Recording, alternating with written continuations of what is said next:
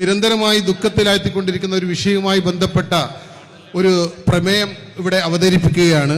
കേരളീയ പൊതുസമൂഹത്തിനിടയിൽ ഏറെ അംഗീകാരമുള്ള കേരള മുസ്ലിം ഉമ്മത്തിന്റെ അഭിമാനനായ സമാദരണീയനായ സയ്യിദുൽ ഉമ്മ സയ്യിദ് സ്വാദിഖ് അലി ശിഹാബ് തങ്ങളെ പ്രത്യേകിച്ചും സമസ്തയുടെയും കീഴ്ഘടകങ്ങളുടെയും വേദികളും പദവികളെയും ഉപയോഗപ്പെടുത്തി പരസ്യമായി അപമാനിക്കുകയും അവഹേളിക്കുകയും ചെയ്തുകൊണ്ടിരിക്കുന്ന പ്രസംഗങ്ങളും പ്രവർത്തനങ്ങളും സമസ്തയുടെ സെക്രട്ടറിയായ മുക്കം ഉമർ ഫൈസി തുടർന്നുകൊണ്ടേയിരിക്കുന്നതിൽ ഈ സംഗമം ശക്തമായ പ്രതിഷേധം അറിയിക്കുന്നു.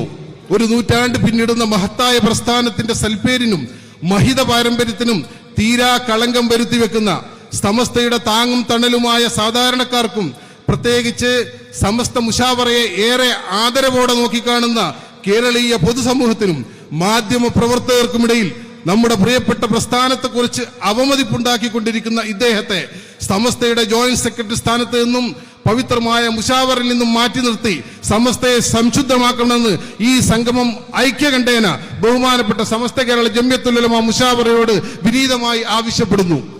ആ പാരമ്പര്യത്തെ കളഞ്ഞു കുളിക്കുന്ന ഒന്നും തന്നെ മഹല്ലുകളിൽ ഉണ്ടാകാൻ പാടില്ല എന്നാണ് എനിക്ക് പറയാനുള്ളത്. ആരെങ്കിലും അങ്ങനെ ചില ചന്ദനത്തിരിയുമായിട്ട് വരികയാണെങ്കിൽ ആ ചന്ദനത്തിരി അപ്പം തന്നെ ഇങ്ങനെ ആക്കിയിട്ടാണ് കളയണം. കാരണം ചിലപ്പോൾ ഒറ്റ ഓട്ടത്തിൽ ചന്ദനത്തിരിക്ക് സുഗന്ധം ഉണ്ടായിന്ന് വരും, കത്തിക്കഴിഞ്ഞാൽ സുഗന്ധം പോകും. അപ്പോൾ നമുക്ക് പറയാനുള്ളത്, നമുക്കൊരു പാരമ്പര്യമുണ്ട്. ആ പാരമ്പര്യത്തിൽ ഉറച്ചതുകൊണ്ട് അതാണ് വിജയത്തിലേക്കുള്ള പാത. അതിനെ ഉറപ്പുവരുത്തുവാനും അതിനെ ശക്തിപ്പെടുത്തുവാനും അതായിരിക്കണം മഹല്ലുകൾ ചെയ്യേണ്ടത് എന്ന് മാത്രമാണ് എനിക്ക് ഇവിടെ പറയാനുള്ളത്. സമത്തിൽ നിന്ന് മാറിപ്പോയ ഭാഗം എന്തൊക്കെ സൗകര്യങ്ങളും സംവിധാനങ്ങളും ഏർപ്പെടുത്തിയിട്ടുണ്ടെങ്കിലും എത്ര മഹല്ലത്തുകളുണ്ട്, എത്ര മദ്രസകളുടെ എണ്ണി കണക്കാക്കി നോക്കൂ. കണക്കൊന്നും ഞാൻ പറയുന്നില്ല, കൃത്യമായി നമുക്കറിയാം.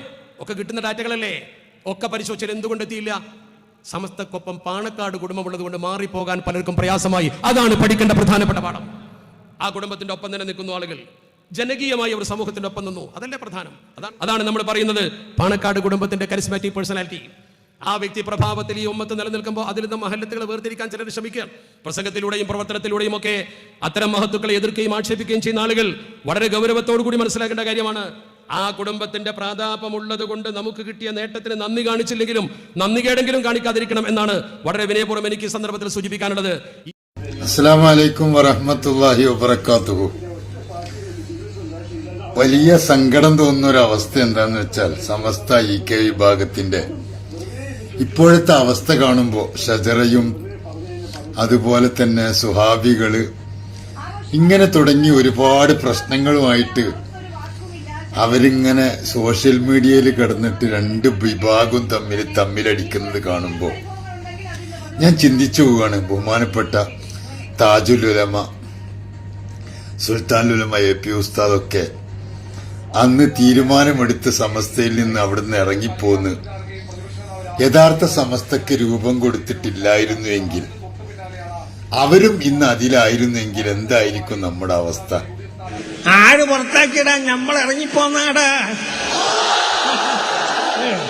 സുന്നത്ത് ജമാഅത്തിന് എതിരെ ആരെന്ന് കണ്ടാലും ഭൂരിപക്ഷം എന്ന് പറഞ്ഞ ഭൂരിപക്ഷം ഇസ്ലാമിലില്ലടാ. ഇസ്ലാമിന് അനുസരിച്ച ഭൂരിപക്ഷമേ ഉള്ളൂ.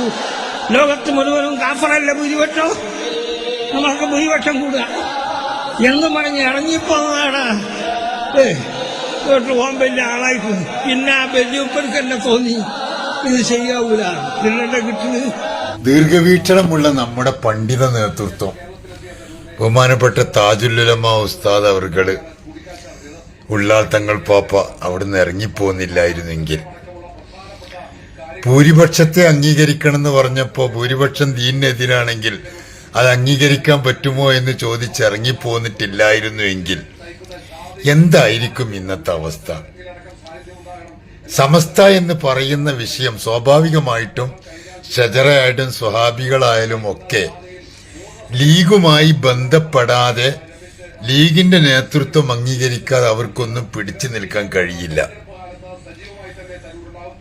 ലീഗ് അതിൻ്റെതായ തനിനിറം കാണിച്ചുകൊണ്ട് പുറത്തേക്ക് ഇറങ്ങുമ്പോൾ സ്വാഭാവികമായും അതിന് താഴ്ന്നു കൊടുക്കുകയല്ലാതെ അവർക്ക് പരിഹാരവുമില്ല.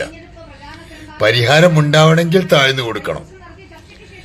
നേരെ മറിച്ച് അൽഹംദുലില്ലാ ഒരു രാഷ്ട്രീയ പാർട്ടിയുമായും ഒരു ബന്ധവുമില്ലാതെ ബന്ധവുമില്ല, അടുപ്പവുമില്ല, അകൽച്ചയുമില്ല. എല്ലാവരോടും സമദൂര സിദ്ധാന്തം പാലിച്ചുകൊണ്ട് ബഹുമാനപ്പെട്ട സുൽത്താൻ ഉലമ AP ഉസ്താദും ഉള്ളാൾ തങ്ങൾ പാപ്പയും അവിടെ നിന്ന് ഇറങ്ങിപ്പോന്നില്ലായിരുന്നു എങ്കിൽ എന്തായിരിക്കും നമ്മുടെ ഇന്നത്തെ അവസ്ഥ? സുന്നത്ത് ജമാഅത്ത് പറയാൻ ആളില്ലാണ്ട് വരുമല്ലേ? ഈ ഒരവസ്ഥ വരുന്നതിനെ തൊട്ട് പാണക്കാട് കുടുംബത്തിൽ വെച്ച് നടന്നില്ലെങ്കിൽ പ്രശ്നം, നടന്നാ പ്രശ്നം, എല്ലാം കൂടിയായിട്ട് ആകെ കൊളാബറേഷനായി കിടക്കുകയാണ്. അൽഹംദുലില്ലാ, ഇന്ന് നമുക്ക് സ്വന്തമായി കാലിൽ നിൽക്കാൻ ആരുടെയും തുണയില്ലാതെ അഭിമാനത്തോടെ സുൽത്താൻ ഉലമ അൽഹംദുലില്ലാ പിടിച്ചു നിന്നല്ലോ. എന്തൊരു സന്തോഷാണത്. ഈ ഒരവസ്ഥ നമുക്കില്ലായിരുന്നെങ്കിലൊന്ന് ആലോചിച്ച് നോക്കി, എന്തായിരിക്കും ഇന്നത്തെ അവസ്ഥ? അല്ലാഹു തആല സുൽത്താൻ ഉലമയ്ക്ക് ആഫിയത്തും ദീർഘായുസ്സും നൽകട്ടെ.